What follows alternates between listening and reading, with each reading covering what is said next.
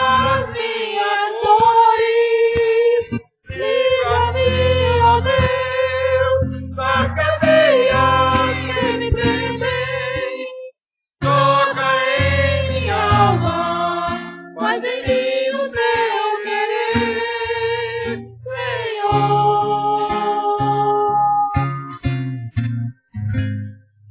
Então que isso seja verdade no nosso cântico. Que isso seja verdade. A gente saber que não é nada diante do Senhor. E a única forma de nos aproximar dele foi através do Filho, pelo seu sangue derramado, como nós cantamos aqui no hino também. Não é? Ó graça real, foi assim que Jesus, morrendo, seu sangue por nós derramou, e nos deu herança nos céus com os santos em luz. Muito bem, então é assim, irmãos. Agora nós temos mais um hino do inário, e nós vamos cantar aqui, que o autor nos chama a atenção para crer e observar a lei que Deus nos deu. Ou seja, lembra-se agora aqui, no provérbio, escreve na tábua do teu coração, que isso seja lei.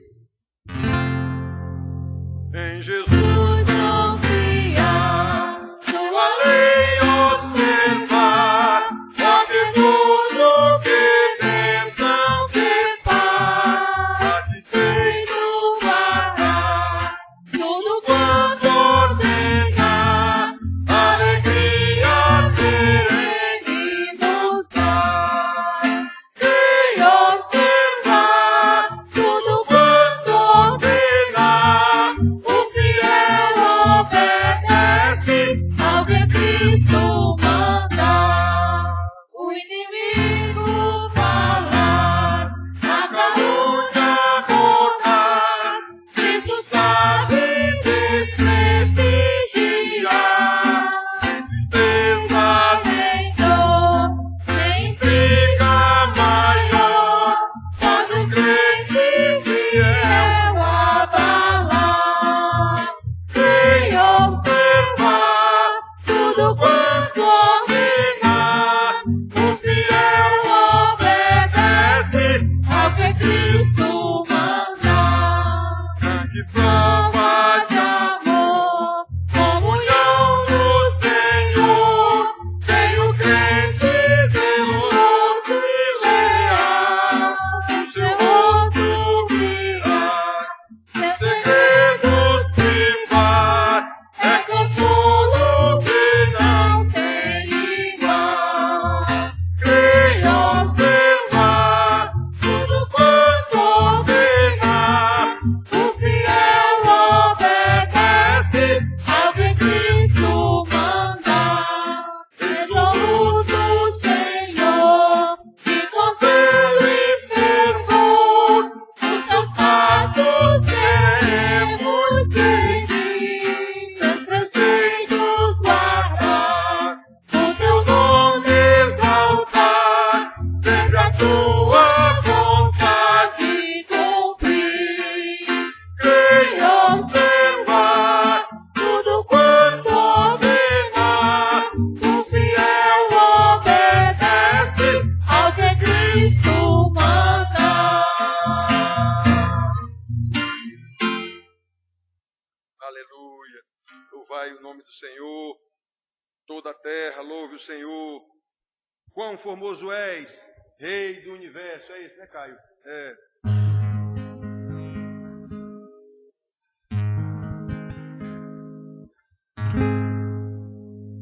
Quão Formoso és, Rei do universo, tua glória enche a terra e enche o céu. Tua glória enche a terra, tua glória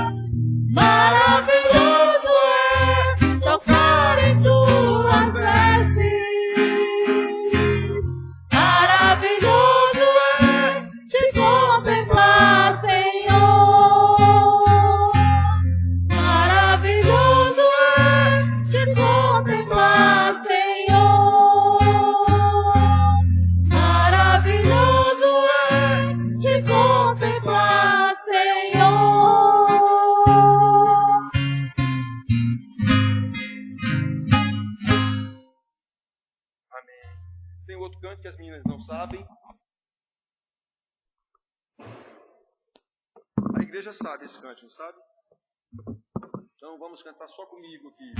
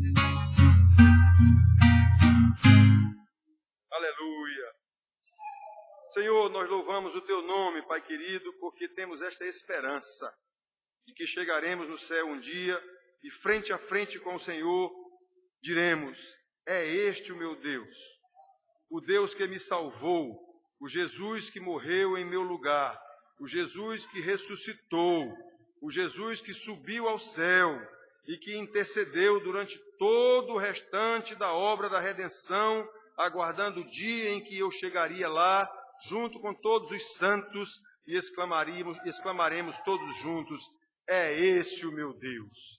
Amém. Louvado seja o Teu nome, Senhor. Amém. Quem é que está fazendo barulho aí? O Andriel? Não, Andriel, fique quietinho. Fique quietinho, não faça barulho não.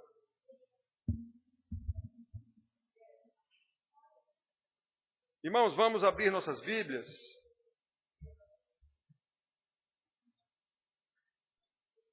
No Evangelho segundo escreveu o apóstolo João,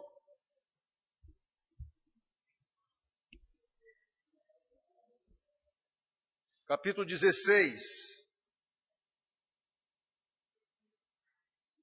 João, Evangelho de João, quarto livro do Novo Testamento,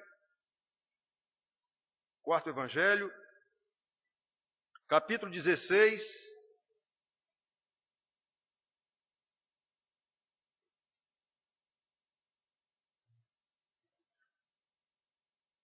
João, capítulo 16. Bora, Caio.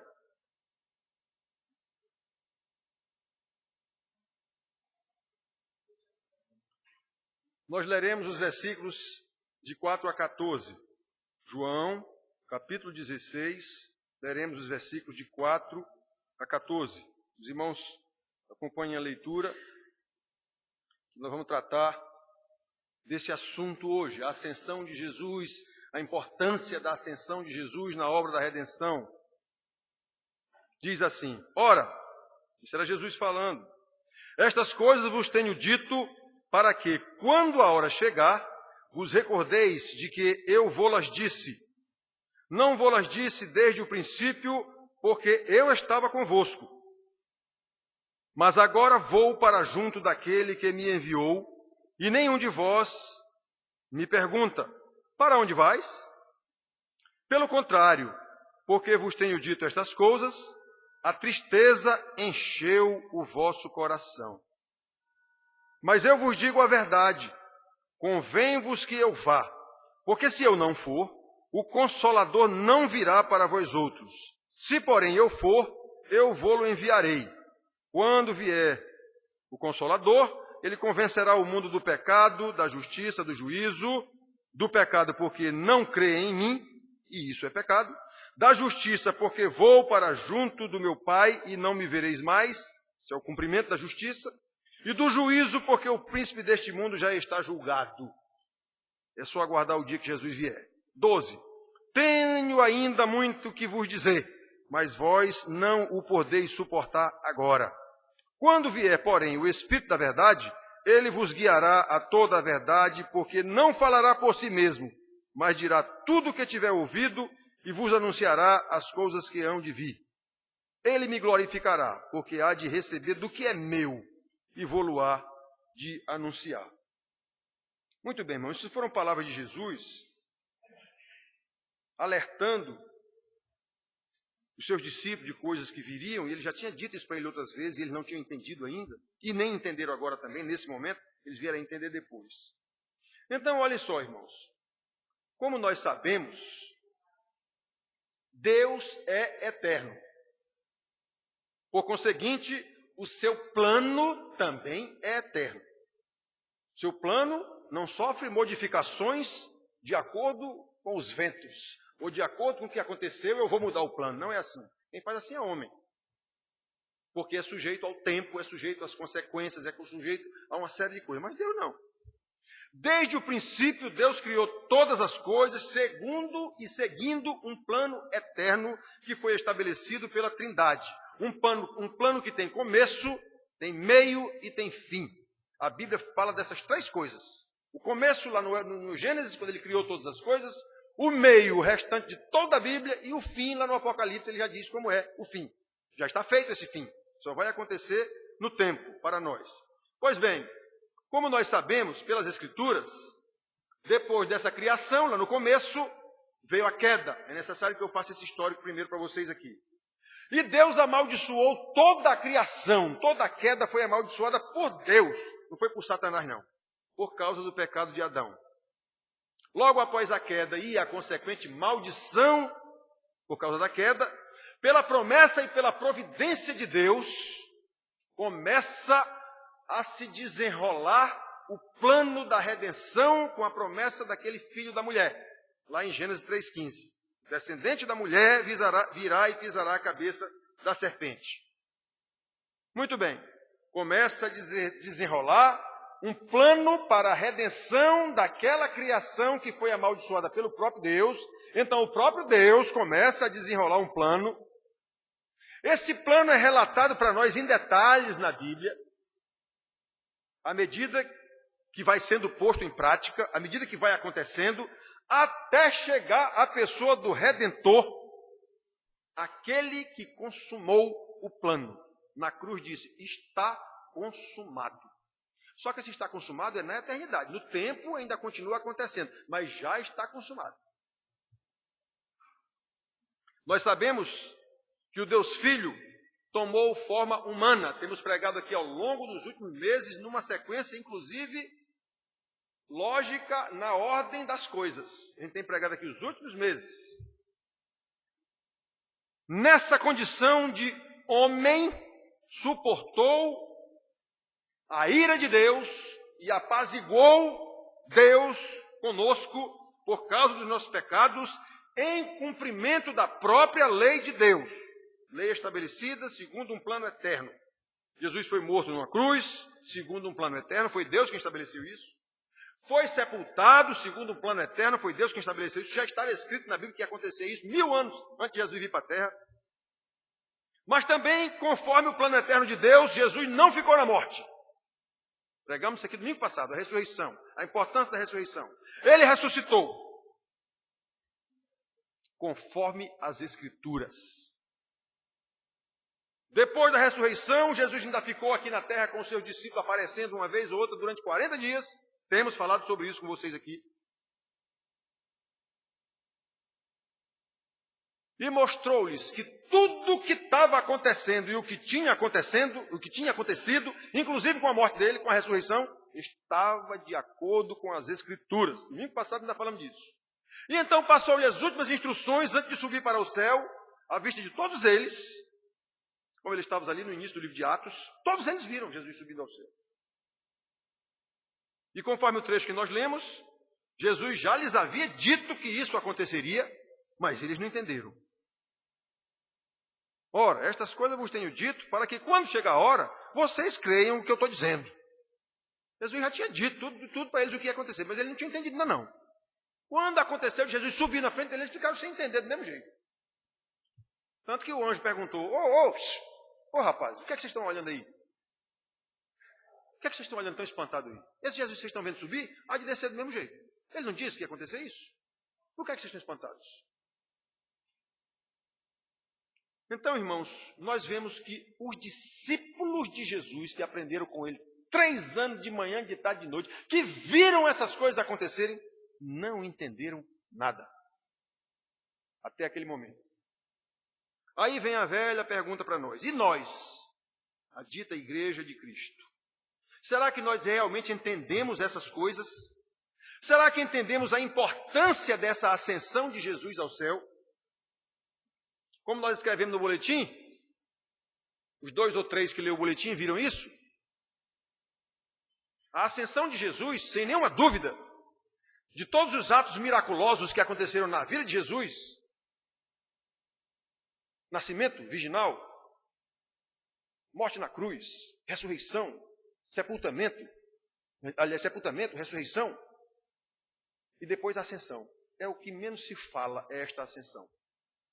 É o que menos se fala. Esse é o menos que as pessoas falam. O seu nascimento é festejado no Natal. A sua morte e ressurreição é festejado na Páscoa. Até o Pentecoste, que é um evento posterior à ascensão, é do conhecimento da igreja e festejado em muitas igrejas. Mas a ascensão ninguém fala. Pode prestar atenção. Ninguém dá a menor importância, digamos assim, para a ascensão de Jesus.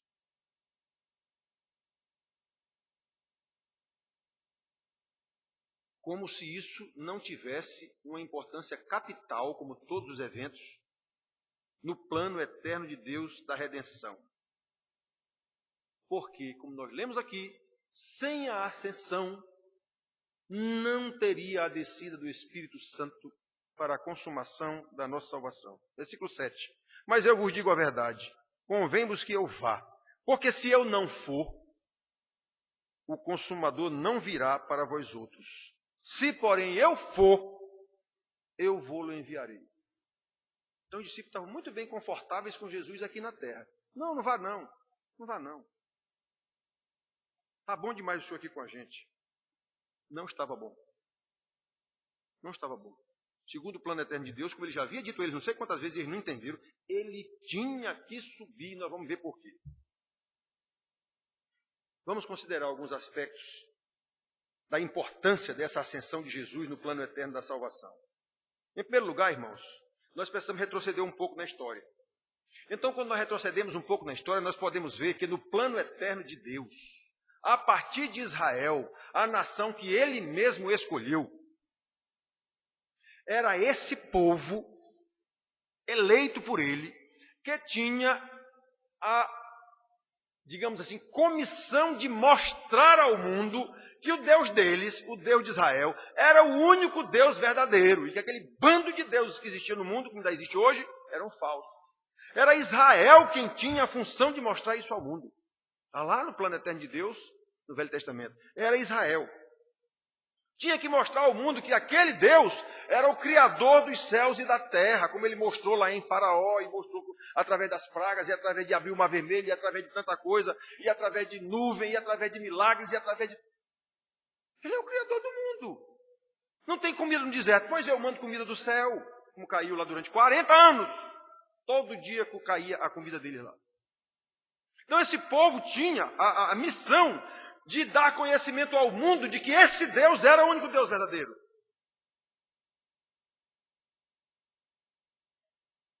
E que esse Deus haveria de redimir toda a criação amaldiçoada por ele mesmo através do Messias que viria. Era essa a missão de Israel.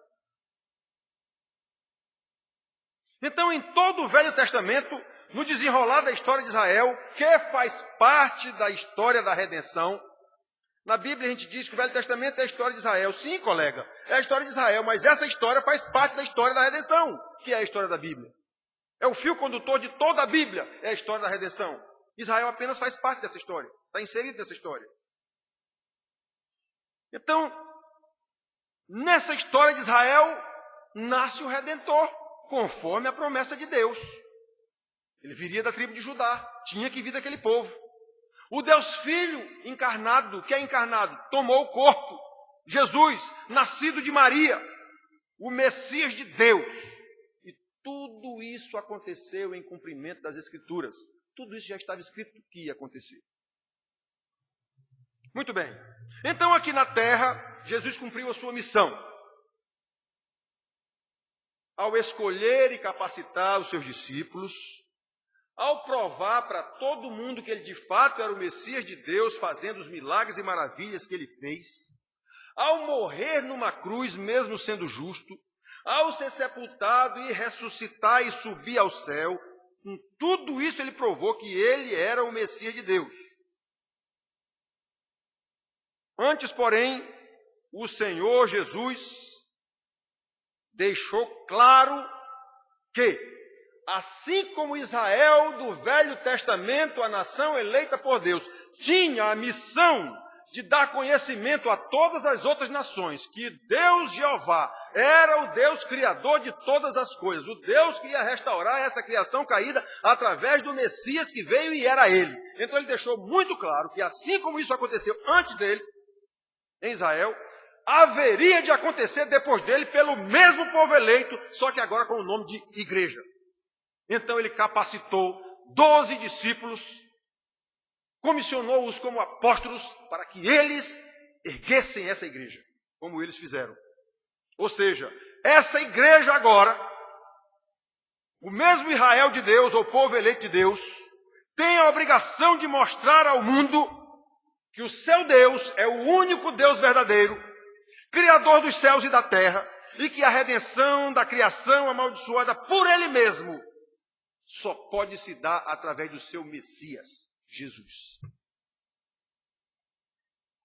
Então, irmãos, esse é um aspecto da redenção que nós precisamos saber. É o primeiro aspecto que eu quero lembrar para vocês da redenção.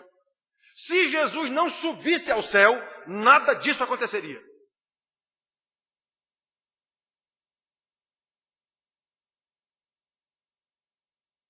Olha, se Jesus não subisse ao céu, a igreja não seria capacitada e comissionada a testemunhar acerca do plano eterno de Deus para a redenção da sua criação, amaldiçoada por Ele mesmo, em especial a redenção dos seus eleitos. Como se lê em Atos dos Apóstolos, na hora dessa ascensão de Jesus aqui, na hora que Jesus estava subindo aos céus, os discípulos provaram que não tinham entendido nada. Quando Jesus lhes ordenou que aguardassem em Israel até que recebessem do Pai o poder que lhes havia prometido. Sabe o que disseram? Senhor, é nessa época então que tu vens. É nessa época que tu vai restaurar o reino de Israel. Quer dizer, eles não tinham entendido nada até aquele momento ainda. Ainda estavam achando que Jesus era uma espécie de Davi, que ia tirar Israel do jugo romano. Eles ainda continuavam achando isso. Na hora do homem subir para o céu. Senhor, será esta data? Então... Aí Jesus, meu Deus do céu, os meninos não entenderam nada. Olha, não vos compete saber épocas ou tempos ou não sei o quê. Não vos compete isso não. Jesus disse, essa promessa que vocês vão receber é a promessa do Espírito Santo. Aí Jesus diz isso para ele muito claramente. Mas recebereis poder ao descer sobre vós o Espírito Santo. É disso que eu estou falando, meu bichinho. Vocês não entenderam ainda? Mas recebereis poder, e esse poder só vem se eu for. Recebereis poder ao descer sobre vós o Espírito Santo. Então vocês serão capacitados para serem minhas testemunhas em Jerusalém, na Judéia, em Samaria e até os confins da terra. E eu preciso ir, porque se eu não for, ele não vem para dar essa capacidade para vocês. Versículo 7. Mas eu vos digo a verdade, convém-vos que eu vá, porque se eu não for, o Consolador, que é o Espírito Santo, não virá para vós outros. Se, porém, eu for, eu mando. e ele virá. Ele não tinha entendido isso. Então Jesus lhes explica, irmãos, que eles é quem seriam os agentes dessa redenção, da redenção amaldiçoada. Os agentes para expor essa mensagem da redenção, na verdade, eram eles. Jesus tinha que voltar para o Pai, ele cumpriu a sua missão. Agora ele volta. Quem vai fazer as coisas agora? Vocês! São vocês que vão fazer. E vocês fazem isso a começar pela própria vida de vocês. Ninguém dá o que não tem. Se você não é santo, você não tem condição de tentar pregar santidade para ninguém.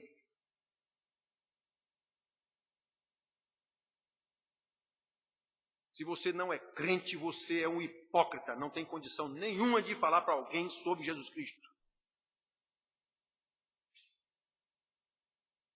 Ou seja, irmãos, Jesus está dizendo para esses discípulos que ao subir ao céu, deixou com eles o seu poder. Como ele disse isso lá em Mateus, na tal grande comissão. Toda a autoridade me foi dada nos céus e na terra. Pois bem, eu passo para vocês essa autoridade agora. E de pregar, aliás, e de fazer discípulos. O que é fazer discípulos, irmãos? É ensinar. E quem é que ensina? Mestre. E para ser mestre é necessário o que antes? Estudar, ser preparado. Que foi o que Jesus fez com eles? Preparou eles durante 3 anos, de manhã, de tarde, de noite, transformou-os em mestres. Agora vocês vão fazer discípulos. Agora são vocês. A bola está com vocês. Eu vou subir. Então, irmãos, esses discípulos foram comissionados a fim de que formassem a igreja. Formaram essa igreja, cuja pedra fundamental era Jesus.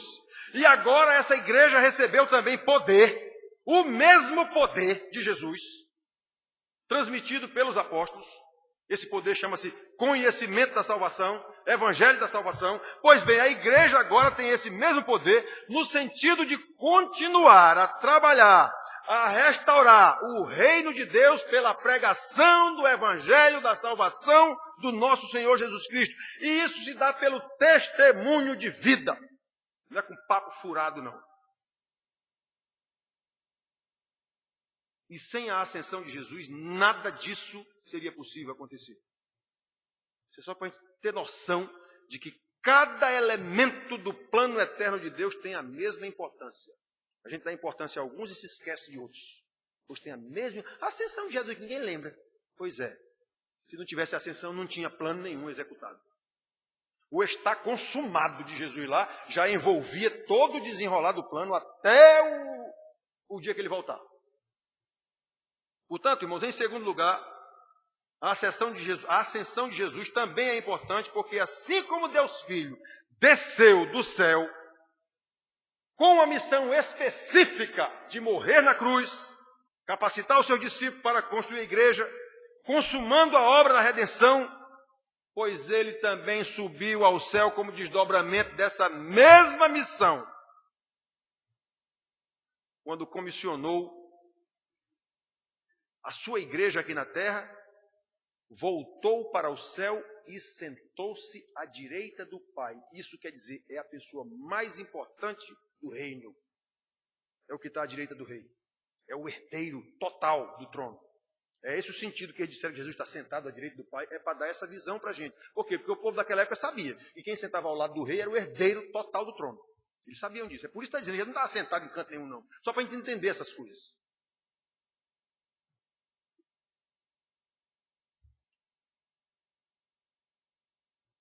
Ele é aquele que está sentado como Rei dos Reis, Senhor dos Senhores, Criador e mantenedor e sustentador do universo, como a Bíblia diz. É Jesus. Aquele que há de vir novamente para julgar vivos e mortos e o mundo inteiro. É Jesus. Está escrito isso na Bíblia. Como ensina Paulo em Filipenses, depois de fazer tudo isso, vir, morrer, ressuscitar, subir ao céu, pelo que também Deus o exaltou. Depois da humilhação que ele passou, Deus o exaltou sobremaneira. Sobremaneira quer dizer, não há outra forma de exaltação maior. Deus o exaltou sobremaneira e lhe deu o nome que está acima de todo nome. Não há nenhum nome no universo, na eternidade, na divindade, onde for, maior do que Jesus. Deus mesmo deu esse nome a ele. Para que ao nome de Jesus se dobre todo o joelho. Não há quem não se dobre diante dele no último dia. Nos céus e na terra e debaixo da terra. E toda língua confesse que Jesus Cristo é Senhor, para a glória de Deus. Filipenses, capítulo 3, 9 a 11. Percebe, irmãos, a importância de Jesus ter subido ao céu para assumir o seu lugar no trono como rei da terra? Se ele ficasse aqui, ele não ia ser glorificado. Os discípulos até viram um vislumbre da glória dele lá no Monte da Transfiguração e tal, mas aquilo ali foi só um trailer, como se diz, do que seria. A glorificação total dele, o recebimento de toda a honra e glória, tinha que ser lá no céu. Ele tinha que ir para lá. Então, irmãos, enquanto esse dia não chega, o dia em que ele voltará como rei do mundo, juiz do mundo, como está escrito na Bíblia, eu já preguei sobre isso aqui também, está lá em Pedro. Ele virá julgar vivos e mortos. Então, enquanto não chega esse dia, o Senhor Jesus está entronizado, ou seja, ele está lá sentado à direita do trono de Deus Pai. E mais, ele está lá como Rei dos Reis, e enquanto ele não vem, ainda está na função de sumo sacerdote. O que é que o sacerdote faz? Intercede pelas pessoas junto a Deus. Oferece sacrifício. Ele já ofereceu sacrifício aqui na terra e voltou. E continua intercedendo junto ao Pai. E mais, está lá também como advogado. O que é que um advogado faz? Advogado é aquele que defende o seu constituinte das acusações que lhe estão fazendo. Pois é, nós somos acusados por Satanás o tempo inteiro. Se não acusar os outros, acusa a nossa própria consciência. Você é bonitão, é bonzão, mas você fez isso, isso, isso. Está na sua consciência o tempo todo. Olha aí o que você fez. Pois é, Jesus é o nosso advogado junto ao Pai. E Paulo também explica isso. Romanos 8, 33 e 34. Quem intentará acusação contra os eleitos de Deus? É Deus mesmo quem os justifica. Quem os condenará? É Jesus quem morreu, ou antes, quem ressuscitou e subiu ao céu e está sentado à direita de Deus, onde intercede por nós. Pois é.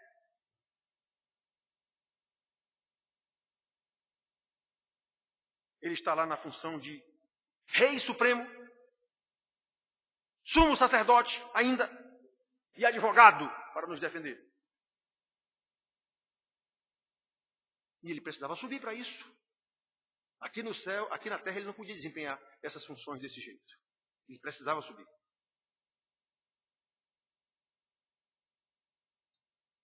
O terceiro aspecto da importância da ascensão de Deus, que é uma continuação lógica, é que somente depois de assumir,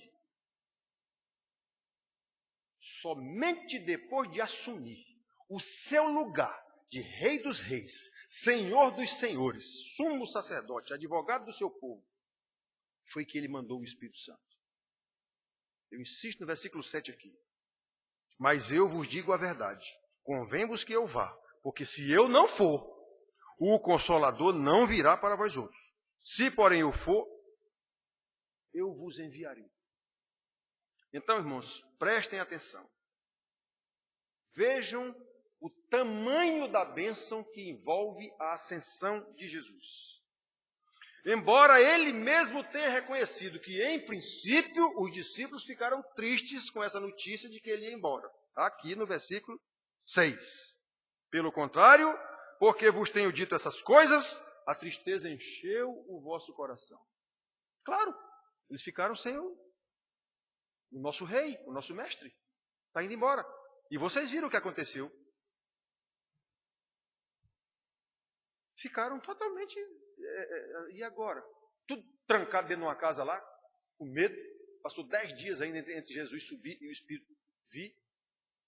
Isso é para você ver a distância que fica o céu. É longe, viu? É longe. O Jesus está aqui e de repente aparecia ali. Se esse levou 10 dias para ele ir e o Espírito descer, isso é para a gente ver a distância que fica o céu. Então, irmãos, prestem atenção.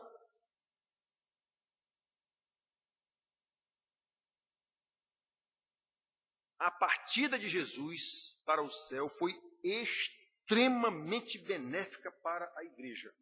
Como nós já vimos, agora nós temos o nosso Senhor entronizado, como rei que cuida do seu povo. Essa era a função de um rei, cuidar do seu povo. Isso é uma coisa que vocês, normalmente a igreja não tem muita noção. Mas o rei, especialmente na cultura dos hebreus, do povo de Deus, o rei era um pastor.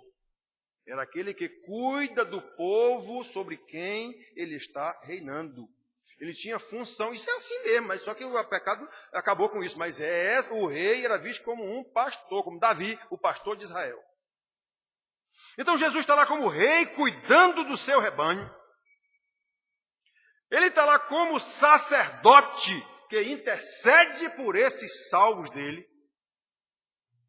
Ele está lá como advogado que defende o seu povo contra as acusações do inimigo, até o dia em que ele vier nos buscar.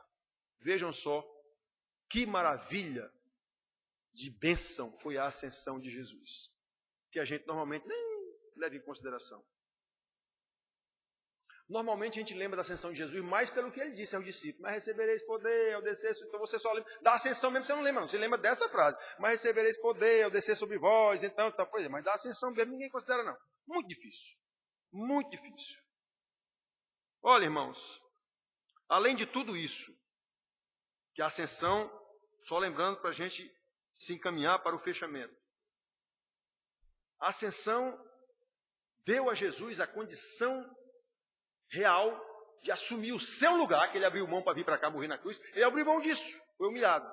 Pois ele voltou para ser exaltado, seu nome foi exaltado sobremaneira, como Paulo diz. É o nome que está acima de todo nome, ele agora é rei absoluto do universo. É também sumo sacerdote, aquele que intercede por nós. É também advogado, aquele que nos defende das acusações.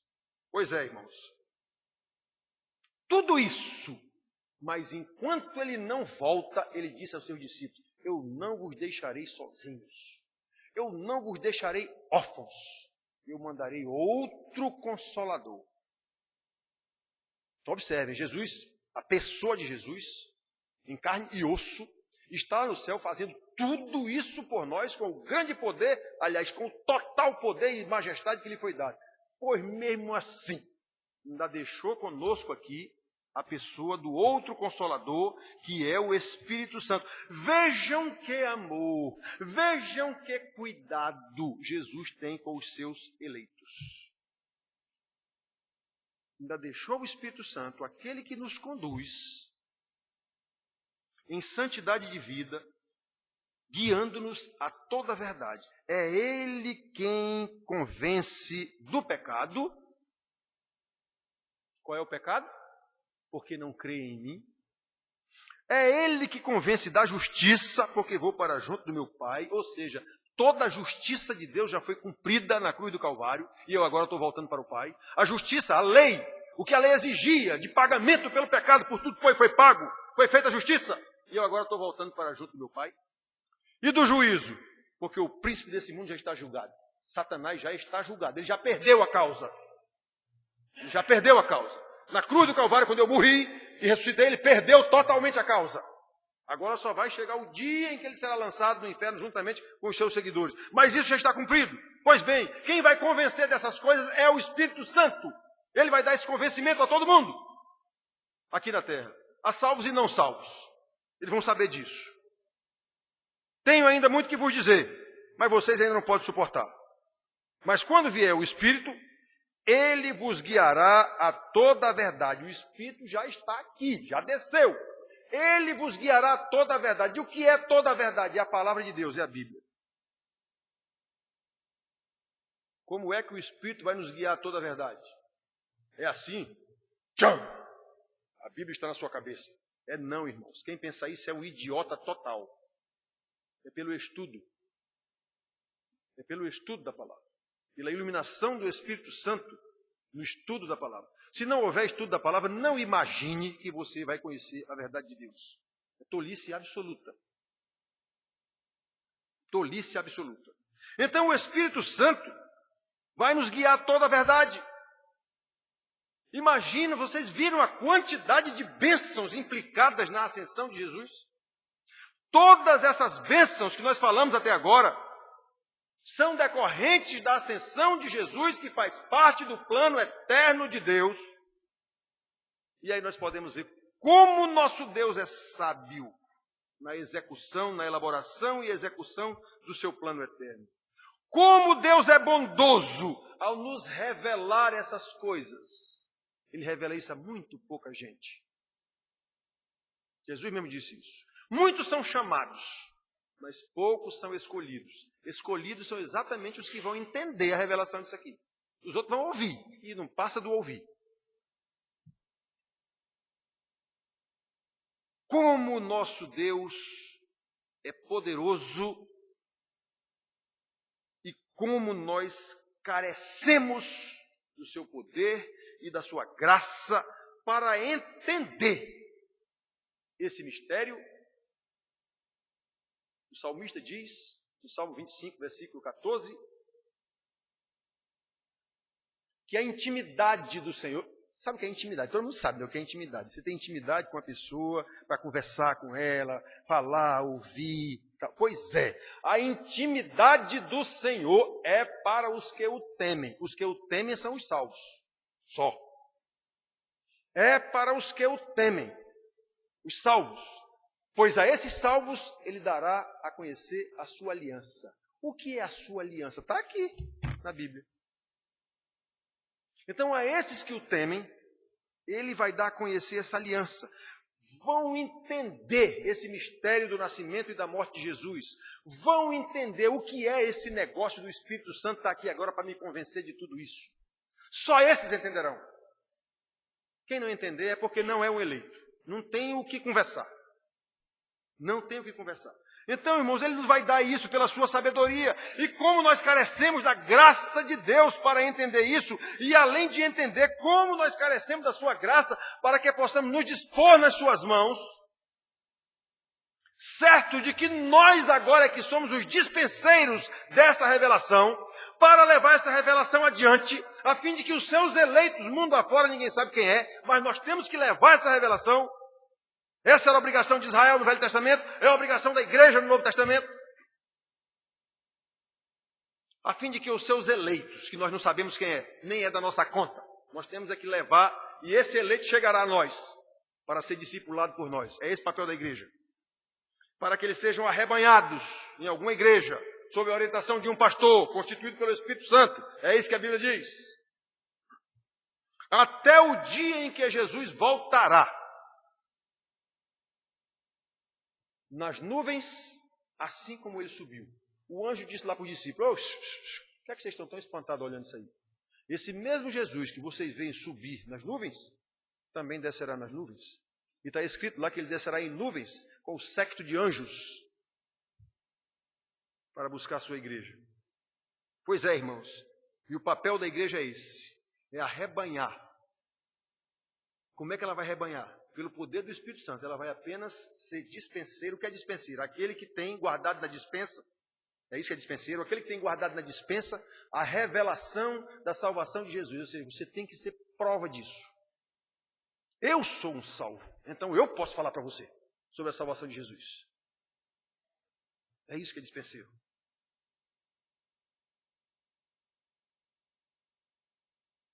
E nós temos que fazer isso até o dia em que Jesus voltará.